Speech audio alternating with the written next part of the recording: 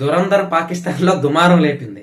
ఈ పాకిస్తాన్ గవర్నమెంట్ ఏం చేసిందంటే ఈ కరాచీ, లారీ చుట్టుపక్కల ఉండే ప్రాంతాల్లో ఈ బెగ్గర్స్ ఎవరైతే ఉన్నారో వాళ్ళ ఐడెంటిటీస్ రీసెర్చ్ చేయడం మొదలుపెట్టింది. ఎందుకు అంటే ఈ రా ఏజెంట్లు, ఇండియా స్పైస్ ఇంకెవరైనా అక్కడ తిరుగుతున్నారేమో అని చెప్పి.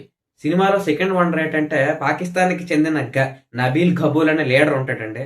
ఆ లీడర్ పేక్ ఎలా చుట్టుకుంది ఈ సినిమా. అయితే మూవీలో ఇంకో క్యారెక్టర్ ఉంటది, జమీల్ జమాలి అని. ఈయన ఒక పొలిటికల్ లీడర్ మూవీలోనే. అంటే ఈ లారీ చుట్టుపక్కల ఉండే ప్రాంతాల్లో ఈ పాకిస్తాన్ పీపుల్ పార్టీకి పొలిటికల్ లీడర్ గా రాకేష్ బేడీ గారు యాక్ట్ చేశారు. నబీల్ గారు ఏం చేశారంటే క్యారెక్టర్ నాదే, అదే నా లైఫ్ స్టైల్, ఆ కాస్ట్లీ కార్స్ గానీ, ఆ వెపన్స్ గానీ, ఆ వాకింగ్ స్టైల్ గానీ, ఆ డ్రెస్సింగ్ స్టైల్ గానీ, ఆ జమీల్ జమాలి క్యారెక్టర్ మొత్తం నాదే, నన్ను ఉద్దేశించి ఆ క్యారెక్టర్ పెట్టారనేసి చాలా గొప్పగా టీవీ మీడియా ముందు, పబ్లిక్ ముందు చాలా గొప్పగా చెప్పుకునేవారు. కానీ Dhurandhar the revenge part 2 release అయ్యేసరికి సీన్ మొత్తం మారిపోయింది. అయితే దురంధర్ ది రివెంజ్ లో ఒక ట్విస్ట్ ఉంటది భయ లాస్ట్ లో. ఆ ట్విస్ట్ నేను ఇప్పుడు మీతో చెప్పకూడదు, ఎందుకంటే మీరు అది డైరెక్ట్ గా హాల్లోకి వెళ్ళి చూస్తేనే అది మీరు ఎంజాయ్ చేయగలరు.